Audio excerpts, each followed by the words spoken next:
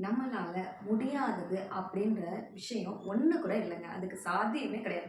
ஏன்னா, கடவுளால படைக்கப்பட்ட இந்த மனித உயிரால எல்லாத்தையுமே பண்ண முடியும்.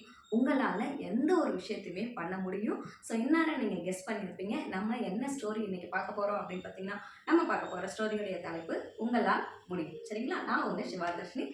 ஸ்டோரிக்குள்ள போலாமா? ஒரு சின்ன பையன் வந்து கோயிலுக்கு போயிருக்கான். யார் கூட அப்படின்னு பார்த்தீங்கன்னா, அவங்க தாத்தா கூட கோயிலுக்கு போயிருக்கான். அப்ப அந்த கோயில் யானைய பார்க்குறான். அந்த கோயில் யானையோடைய கால்ல பார்த்தீங்கன்னா, பெரிய சங்கிலி போட்டு கட்டியிருக்காங்க.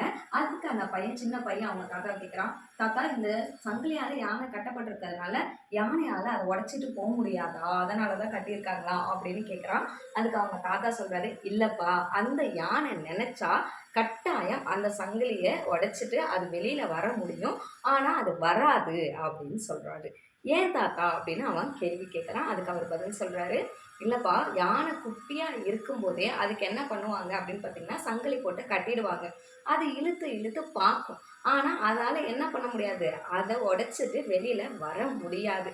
அது மைண்ட்ல என்ன ஆயிடும் அப்படின்னு பார்த்தீங்கன்னா, இந்த சங்கிலிய உடைச்சிட்டு நம்மளால போக முடியாது அப்படின்னு அது மனதளவுல ஃபிக்ஸ் ஆயிடும். அதனால அது வளர்ந்து பெரிய யானையா ஆனா கூட, அத முயற்சி பண்றதே கிடையாது. அதோடைய மைண்ட் செட் எப்படி இருக்கும் அப்படின்னு பார்த்தா, இந்த சங்கிலிய நம்மளால உடைக்க முடியாது அப்படின்றது அது மைண்ட் செட் ஆயிடும். அதனால தான் அது உடைக்கிறதில்ல. இந்த சங்கிலின்னு இல்ல. இப்ப யானைகிட்ட போய் நீ ஒரு சின்ன கயித்தால அது கால கட்டி வச்சா கூட, அது அந்த கயித்த அறுத்துக்கிட்டு வரணும்னு நினைக்காது. ஏன்னா, அது நம்மளால முடியாது அப்படின்னு மைண்ட் செட் பண்ணி வச்சிருச்சு. அதே மாதிரி தாங்க இன்னைக்கு நம்மள்ல பல பேரு இந்த விஷயத்த என்னால பண்ண முடியாது. ஏதாவது ஒரு சின்ன விஷயம் பண்ணியிருப்பாங்க.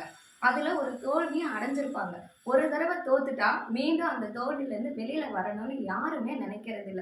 திரும்ப நான் அத பண்ணி தோத்துட்டா என்ன ஆகுறது? அப்படின்ற அந்த பயத்திலே நம்ம முடங்கி போயிர்றோம். ஆனா அப்படி இருக்காதீங்க. உடைச்சிட்டு எல்லாத்தையும் உடைச்சு வெளியில வாங்க. இந்த உலகத்துல உங்களால ஒரு விஷயம் முடியலன்னா யாராலயுமே முடியாதுங்க.